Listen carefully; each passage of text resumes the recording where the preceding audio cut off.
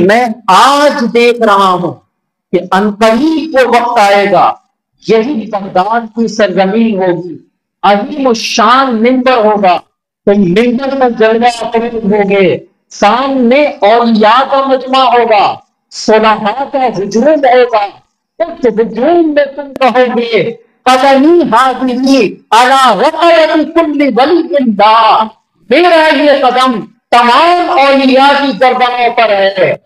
جب یہ کہو گی اس ادب کا پیغام یہ ہوگا، وہ مجلس جو اولیاء سے بھری ہے سب گردنیں جھکا لیں گے، سب کہیں گے اور میرے آقا آپ کا قدم ہماری گردنوں پر ہے۔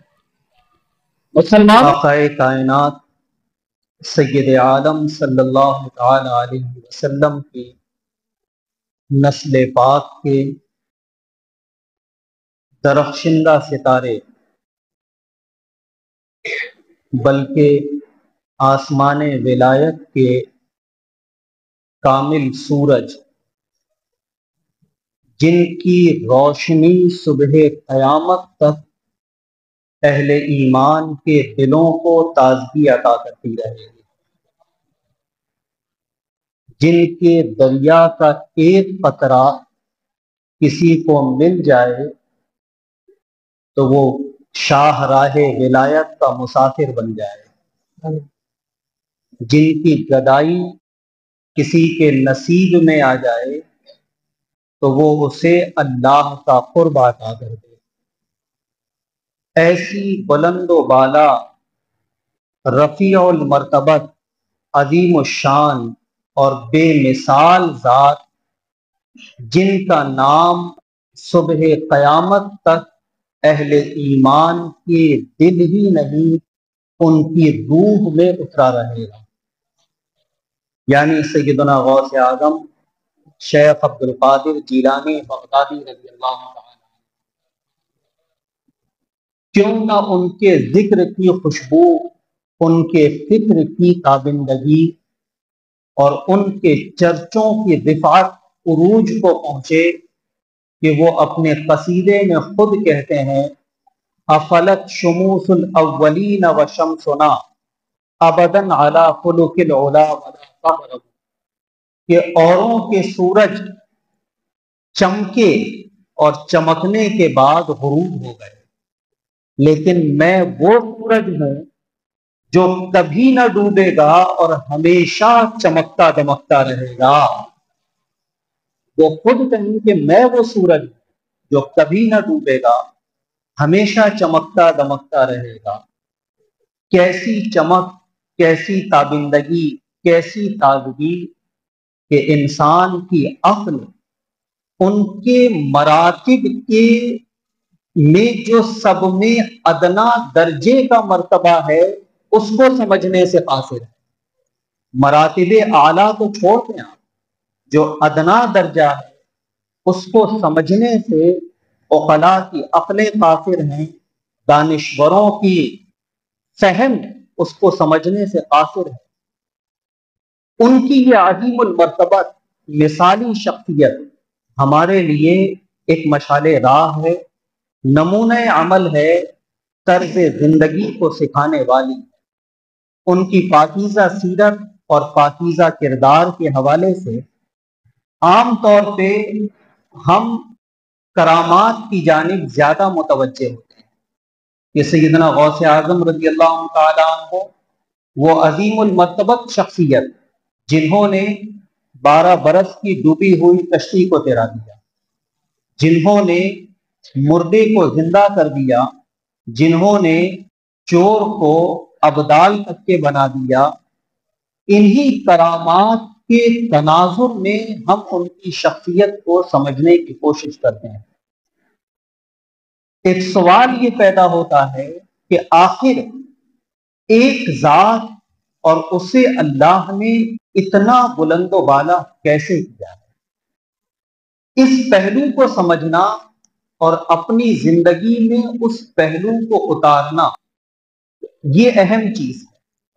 سیدنا غوث اعظم رضی اللہ تعالیٰ عنہ کی زندگی کے اسی پہلو پر میں آج کی اس مجلس میں کچھ عرض کرنا چاہوں گا۔ سیدنا غوث اعظم رضی اللہ تعالی عنہ کا پڑھنے کا زمانہ ہے، طالب علمی کا دور ہے، بغداد کی سرزمین ہے۔ آپ کے مدرسے کے طلباء میں ملک شام کے رہنے والے عبداللہ نام کے بھی ایک شخص ہیں، اور ساتھیوں میں ابن سقہ بھی موجود ہے۔ عبداللہ شامی کہتے ہیں کہ ہم جب بغداد معلیٰ میں تھے، پڑھتے بھی تھے، عبادتیں بھی کرتے تھے، ساتھ ہی ہمیں اولیاء کی بارگاہوں میں بیٹھ کر کچھ سیکھنے کا شوق بھی رہتا تھا۔ اس لیے ہم نے ایک دن پلان بنایا کہ بغداد معلیٰ میں ایک بڑے مشہور غوث ہیں، بڑے ولی ہیں، عارف باللہ ہیں، جن کی شان یہ ہے جب چاہتے ہیں مجلس میں آتے ہیں، جب چاہتے ہیں غائب ہو جاتے ہیں۔ نہ کدھر سے آئے یہ پتا چلا، کدھر گئے یہ بھی نہیں پتا چلا، آئے یہ پتا چلتا ہے، گئے یہ پتا چلتا ہے۔ عبداللہ کہتے ہیں ہم نے بھی ارادہ کیا کہ ان کی بارگاہ میں حاضر ہوں اور ان سے اکتساب فیض کریں۔ عبداللہ کا ارادہ نیک تھا۔ ساتھ میں ابن سقہ نے کہا کہ ٹھیک ہے میں بھی چلتا ہوں۔ سیدنا غوث اعظم رضی اللہ تعالیٰ عنہ، آپ کی بھی طالب علمی کا زمانہ تھا، آپ نے فرمایا کہ میں بھی ان بزرگ کی زیارت کو چلتا ہوں۔ 3 افراد پر مشتمل یہ کارواں چلا۔ یہ تینوں جب چلے نیت اچھی تھی۔ عبداللہ کی نیت بھی بس یہ تھی کہ مجھے ان کی صحبت کی برکت لینا ہے۔ ابن سقہ کی نیت بھی چلتے وقت یہی تھی کہ مجھے صرف ان کی صحبت کی برکت لینا ہے۔ سیدنا غوث اعظم کی نیت بھی یہی تھی کہ مجھے ان کی صحبت کی برکت لینا ہے۔ لیکن آدمی اگر اپنی دل کے بدلتے ہوئے خیالات کی نگرانی نہ کرے تو اچھی نیت کب بری نیت میں بدل جاتی ہے پتہ بھی نہیں چلتا۔ اور یہی صورتحال ابن سقہ کے ساتھ میں پیش آئی۔ وہ اپنے دل کی کیفیتوں کی نگرانی نہ کر سکتا، تو اس نے راستے میں کہا کہ میں جا رہا ہوں اور میں ان سے فلاں فلاں فلاں سوال کروں گا، مسئلہ پوچھوں گا، دیکھتا ہوں وہ کیا جواب دیتے ہیں۔ اس کا گمان یہ تھا کہ بھائی کتابیں میں پڑھ رہا ہوں، قرآن میں پڑھ رہا ہوں، حدیث میں پڑھ رہا ہوں، تفسیر میں پڑھ رہا ہوں، منطق فلسفہ میں پڑھ رہا ہوں، یہ تو ایک بزرگ ہیں، تو یہ کتابیں پڑھنے والا اسے نہ پتا ہوگا کہ جواب کیا ہے، وہ کیا جواب دیں گے اس کا۔ جب اس نے یہ بات کہی، عبداللہ شامی جو تھے ان کی بھی نیت اپنی جگہ پر نہ رہ سکی، اور ان کے بھی خیالات بدلے، اور انہوں نے ایک جملہ کہا مگر ابن سقہ سے ہلکا۔ انہوں نے کہا کہ ہاں میں بھی 1-2 سوالات کروں گا ان سے۔ ان دونوں کی نیت بدل گئی، چلے تھے نیت ٹھیک تھی، راستے میں نیت بدل گئی۔ سیدنا غوث اعظم شیخ عبد القادر جیلانی نے فرمایا بھائی میں تو جب چلا تھا صرف ان کی زیارت کی نیت تھی، میں جاؤں گا، بیٹھوں گا، زیارت کروں گا، واپس آ جاؤں گا، مجھے کوئی سوال نہیں کرنا، میں بغیر سوال کے واپس آ جاؤں گا۔ یہ تینوں پہنچے، ایک نے اپنی نیت کو ابتدا میں بھی درست رکھا، راستے میں بھی درست رکھا، اخیر تک بھی ٹھیک رکھا۔ تینوں پہنچے، وہ اپنی مجلس میں موجود نہیں تھے، یہ لوگ انتظار میں تھے کہ ابھی ظہور فرمائیں گے، ظاہر ہوئے۔ وہ ظاہر ہوئے اور بڑے جلال میں تھے، ابن سقہ کی جانب متوجہ ہوئے اور ابن سقہ سے فرمایا کہ تیرا خیال یہ تھا کہ تو مجھ سے ایسے سوالات کرے گا جس کا میں جواب نہیں دے سکوں گا؟ سن، تیرا سوال یہ ہے، یہ ہے، یہ ہے، اور اس کا جواب یہ ہے۔ خود ہی سوالات بھی بتائے، جوابات بھی دے دیے۔ یہ تو ان کا نور علم تھا، مگر اس نے جو ایک ولی کے متعلق غلط نظریہ پیدا کیا کہ یہ میری باتوں کا جواب نہیں دے سکیں گی، یہ بے ادبی تھی۔ اس بے ادبی کا انجام ان غوث وقت نے فرمایا کہ اے ابن سقہ میں دیکھ رہا ہوں کہ تیرے اندر عنقریب کفر کی آگ بھڑک اٹھے گی۔ اس کے متعلق فرمایا، پھر آپ متوجہ ہوئے عبداللہ شامی کی طرف، ان سے بھی جلال میں مخاطب ہوئے، مگر جلال ابن سقا کے مقابل کم تھا، اور فرمایا کہ تم یہ دیکھنا چاہتے تھے کہ میں کیا جواب دیتا ہوں؟ اس کا تو یہ تھا کہ جواب نہیں دے سکتے، تمہارا خیال یہ تھا کہ میں کیا جواب دیتا ہوں؟ فرمایا تمہارا سوال یہ تھا اور اس کا جواب یہ ہے۔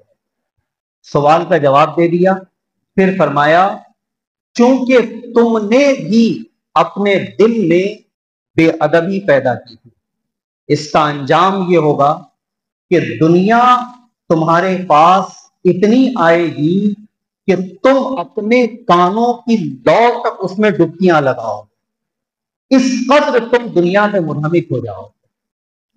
پھر وہ مخاطب ہوئے سیدنا غوث اعظم رضی اللہ تعالی عنہ کی طرف، جو جنہوں نے نیت بدلی ان سے جب مخاطب تھے تو جلال تھا، لیکن وہ جس کی نیت شروع میں بھی تھی، راستے میں بھی تھی، اب بھی تھی، ان کی طرف جب متوجہ ہوئے تو مسکراتے ہوئے، ان کی طرف مخاطب ہوئے تو مسرت و شادمانی کے ساتھ، اور صرف متوجہ ہی نہیں ہوئے، وہاں سے اٹھایا، اپنے قریب بیٹھایا اور فرمایا شہزادے شیخ عبد القادر، تم نے اللہ و رسول کو ادب کر کے راضی کر لیا ہے، ادب کر کے اللہ و رسول کو راضی کر لیا ہے۔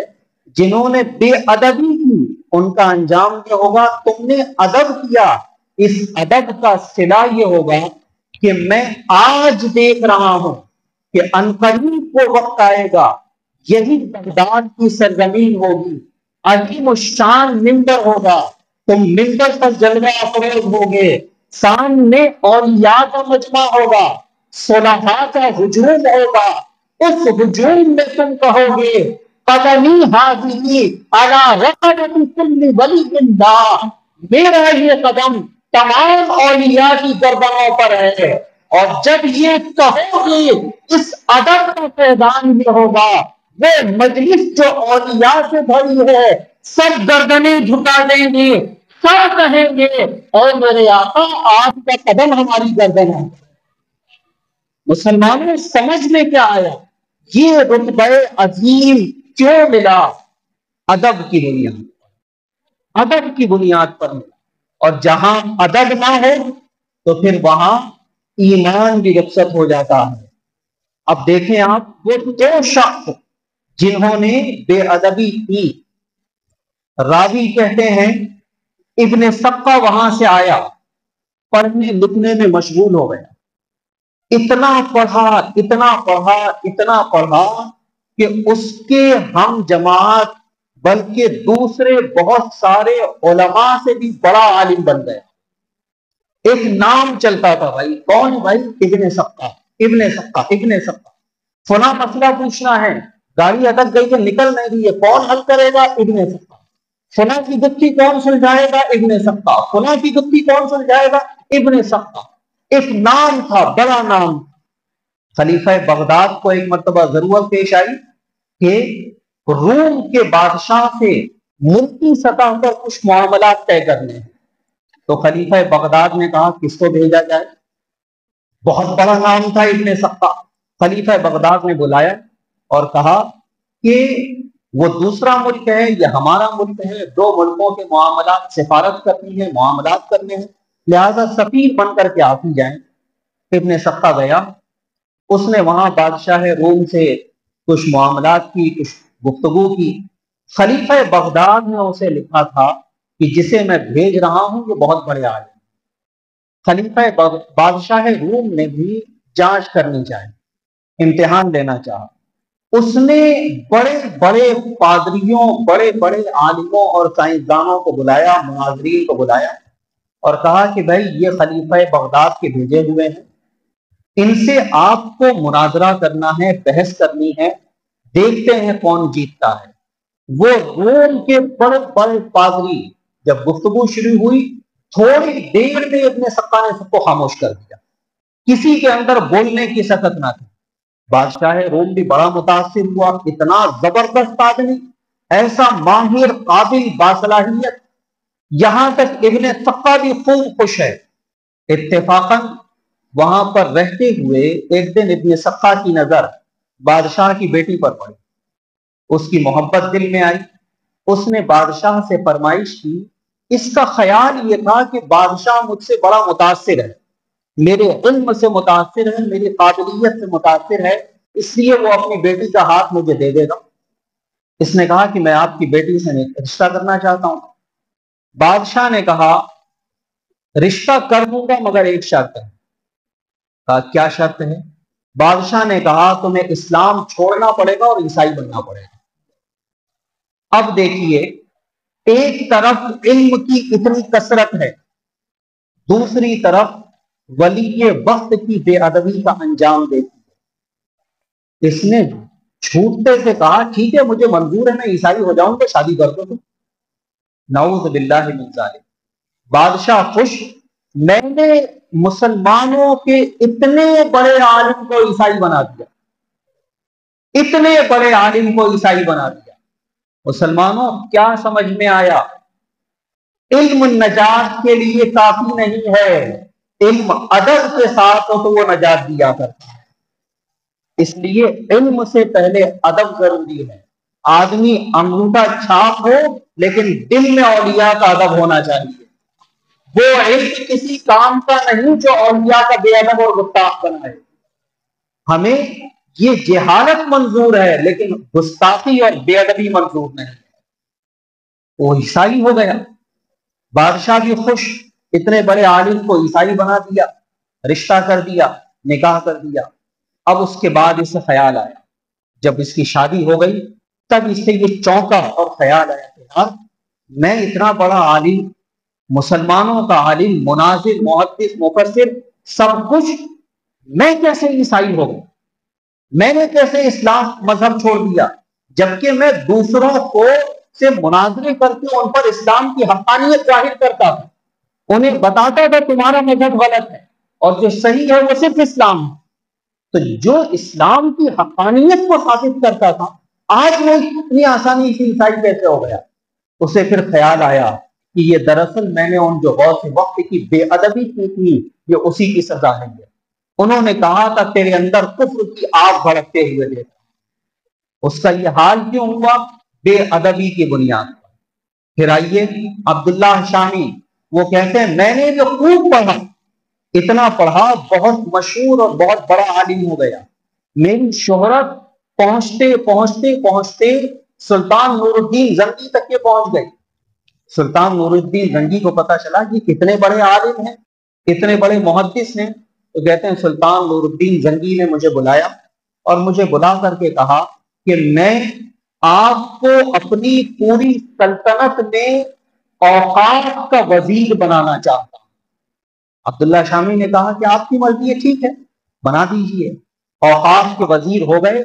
اب جب اوقاف کے وزیر ہو گئے پھر جو رفتہ رفتہ دنیا میں جو منہمک ہوتے چلے گئے، عبداللہ شامی کہتے ہیں کچھ دن گزرے، احساس ہوا ان ولی نے جو کہا تھا کہ بے ادبی کے سبب تم دنیا میں اپنے کاموں کی لو تک کے ڈوب کر کے رہ جاؤ۔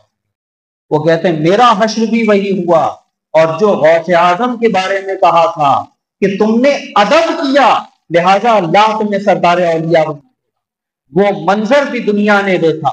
اور پھر جو سردار اولیاء بنایا ہے، اور جب سیدنا غوث اعظم نے یہ کہا منبر پر کھڑے ہو کر میں اس کی ایک دو نظیر پیش کرنا چاہوں گا۔ لوگوں نے اولیاء نے گردنیں کیسے جھکائی ہیں۔ حضرت شیخ ابو مدین مغربی علیہ الرحمہ، جو کہ بغداد میں نہیں تھے، ملک مغرب کے رہنے والے تھے، اپنی خانقاہ میں بیٹھے تھے، انہوں نے بھی یہ آواز سنی، اور آواز سننے کے بعد انہوں نے کہا نعم وانا منہم، اے غوث پاک میں بھی آپ کے حضور گردن جھکانے والوں میں سے ہوں۔ مسلمانوں اتنی بات تو آپ کو بے شمار اولیاء کے یہاں ملے گی، لیکن ابو مدین مغربی کا جو امتیاز ہے اسے دیکھیے۔ اس کے بعد ابو مدین مغربی ہاتھ اٹھاتے ہیں اور اللہ کی بارگاہ میں دعا کرتے ہیں، اللہم انی اشہدک وَأَشْهَدُ مَلَائِكَتَكَ أَنِّي سَمِعْتُ وَأَطَعْتُ۔ عرض کرتے ہیں میرے پروردگار تو گواہ ہے، اے میرے مولا تو گواہ رہنا، اور تو اپنے فرشتوں کو بھی گواہ بنا دے۔ اے ابو مدین مغربی، اللہ کو کس بات پر گواہ بنا رہے ہو؟ اللہ کے فرشتوں کو کس بات پر گواہ بنا رہے ہو؟ عرض کرتے ہیں انی سمعت و اطعت، اے اللہ تو گواہ رہنا کہ میں نے شیخ عبد القادر جیلانی کا حکم سن بھی لیا ہے اور اسے مان بھی لیا ہے، سن بھی لیا ہے اور اسے مان بھی لیا ہے۔ یہ شان ہے، ان کے حکم پر عمل کریں اور گواہ اللہ کو بنائیں۔ دیکھا ہے یہ شان کسی کی؟ لوگ گواہ تو اپنے سامنے والوں کو بنایا کرتے ہیں، تم گواہ رہنا میں نے یہ کیا، تم گواہ رہنا میں نے یہ کیا۔ غوث اعظم کی شان وہ ہے ابو مدین مغربی اطاعت کریں اور گواہ اللہ کو بنائیں۔ یہ عظیم المرتبہ شان کس بنا پر ملی؟ ادب کی بنیاد پر ملی۔ اور آگے بڑھ گیا، ادب کا ایک نظارہ سیکھنا خواجہ پاک کا وہ بھی آپ نے دیکھا ہوا ہے۔ قلت وقت کے سبب میں آگے بڑھتا ہوں۔ جب سیدنا غوث اعظم اس قابل ہو گئے، اس قابل تو تھے ہی ظاہراً بھی، جب آپ اس قابل ہو گئے کہ اب آپ لوگوں کو واعظ و نصیحت کریں، ساتھیوں کا، علماء کا، صلحاء کا ایک ہجوم اکٹھا ہوا اور انہوں نے کہا کہ اے شیخ عبد القادر جیلانی، اب آپ ہمیں کچھ نصیحت فرمائیں، ہمیں واعظ فرمائیں۔ آپ نے فرمایا تم لوگ سرزمین عراق کے فصحاء، تمہاری زبانیں بڑی عمدہ ہیں، تم بڑے نپے تلے جملے میں باتیں کہا کرتے ہو، تمہاری گفتگو کا انداز بڑا پیارا ہے۔ میں ایک عجمی شخص ہوں، جیلان کا رہنے والا ہوں، وہ تو عجم ہے، عرب سے میرا تو تعلق نہیں ہے، اور عجمیوں کو عربوں کے سامنے تو گونگا سمجھا جاتا ہے، میں تمہارے سامنے کیا واعظ و نصیحت کروں؟ ان لوگوں نے اصرار کیا کہ نہیں، آپ اس قابل ہیں، آپ ہمیں نصیحت فرمائیں، آپ ہمیں واعظ کریں۔ سیدنا غوث اعظم رضی اللہ تعالیٰ عنہ فرماتے ہیں میں اسی کشمکش میں تھا کہ اچانک نگاہوں کے سامنے سے پردے اٹھے، سوتے میں نہیں جاگتے میں پردے اٹھے، پردے ہٹے اور میں دیکھتا ہوں کہ سامنے رسول اللہ علیہ السلام جلوہ گر، اور حضور نے فرمایا لما لا تتکلم یا بنیا، اے میرے بیٹے تم واعظ و نصیحت کیوں نہیں کرتے ہو؟ سیدنا غوث اعظم کہتے ہیں میں نے عرض کی یا رسول اللہ علیہ السلام، زبان ساتھ نہیں دیتی، کیسے بولوں، کیا بات کروں، زبان ساتھ نہیں دیتی۔ آقا کریم علیہ السلام نے فرمایا منہ کھولو۔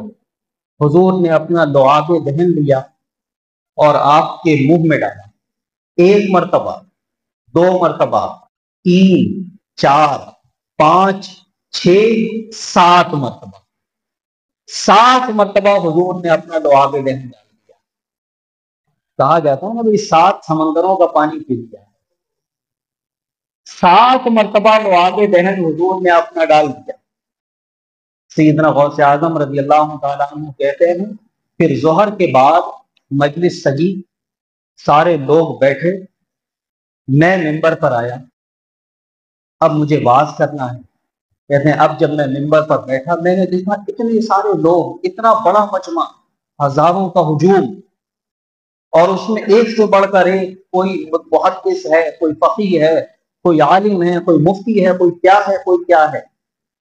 سیدنا غوث اعظم کہتے ہیں مجھے پھر ایک طرح کی بے چینی ہوئی اور میری زبان نے ساتھ نہ دیا۔ کہتے ہیں جب اب کی بار زبان نے ساتھ نہ دیا، پھر نگاہوں سے پردے ہٹے، پھر کیا دیکھتا ہوں کہ سامنے وہ موجود ہیں جنہیں مشکل کشا کہا جاتا ہے، جنہیں حل المشکلات کہا جاتا ہے، جنہیں دافع الکرب کہا جاتا ہے۔ مولا علی کھڑے ہیں، مولا علی نے بھی فرمایا لما لا تتکلم یا بنیا، اے میرے شہزادے تم واعظ و نصیحت کیوں نہیں کرتے؟ کہتے میں نے گزارش کی، زبان ساتھ نہیں دے۔ فرمایا منہ کھولو۔ آپ نے بھی لعاب دہن ڈالنا شروع کیا.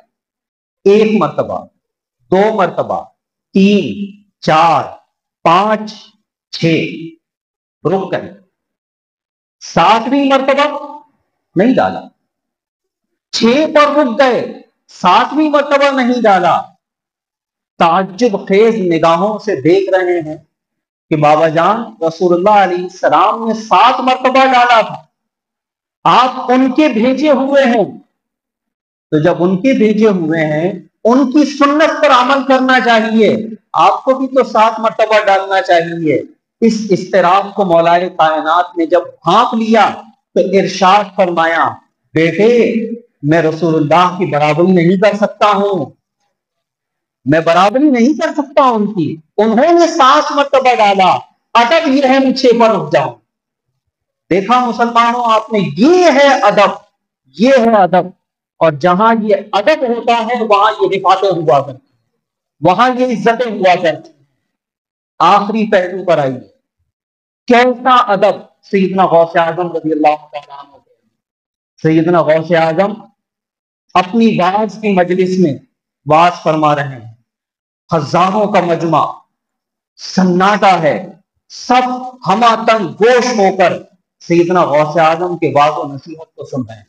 اچھا، سیدنا غوث اعظم کا ایک کمال یہ بھی تھا، آپ کی مجلس میں بسا اوقات 70 ہزار لوگوں کا مجمع ہو، اور جتنی آواز سے ممبر کے پاس بیٹھا ہوا شخص سنتا تھا، آخری آدمی بھی اتنی ہی آواز سے سنا کرتا. سب تک آپ کی آواز یکساں پہنچا کرتی تھی. دور و نزدیک کے سننے والے وہ کان لالے کرامت پہ لاکھوں سلام. دور و نزدیک کی سن بھی لیتے ہیں، دور و نزدیک تک سنا بھی دیا کرتے ہیں. یہ شان تھی. واعظ کرتے کرتے پورے شباب پر واعظ ہے، خطاب فرما رہے ہیں. اچانک سیدنا غوث اعظم ممبر سے اترے، اور ممبر سے اتر کر حاضرین میں ایک بزرگ تھے حضرت شیخ علی بن ہیتی، ان کے سامنے جا کر کھڑے ہو گئے. شیخ علی بن ہیتی کو واعظ سنتے سنتے نیند آ گئی. غوث اعظم اترے، سامنے جا کر کھڑے ہوئے، کھڑے بھی ہیں تو ہاتھ باندھ کر کے کھڑے. سارا مجمع سناٹے میں ہے، یہ کیا بات ہے؟ شیخ علی بن ہیتی آپ کے مرید، آپ کے شاگرد، آپ کے خلیفہ، آپ سے اکتساب فیض کرنے والے، آپ ان کے آقا مرشد ماوا ملجا سب کچھ، اور آپ ان کے سامنے ہاتھ باندھ کر کھڑے. سارا مجمع سناٹے میں ہے. کچھ دیر گزری، شیخ علی بن ہیتی کی آنکھ کھلی. جب آنکھ کھلی، جب تک ان کی آنکھ نہ کھلی سیدنا غوث اعظم ان کے سامنے کھڑے.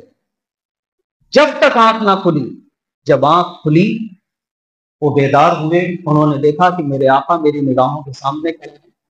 سیدنا غوث اعظم رضی اللہ تعالیٰ عنہ نے ارشاد فرمایا، اے علی بن ہیتی، تم خواب میں اللہ اکبر رسول اللہ علیہ السلام کا دیدار کرتے.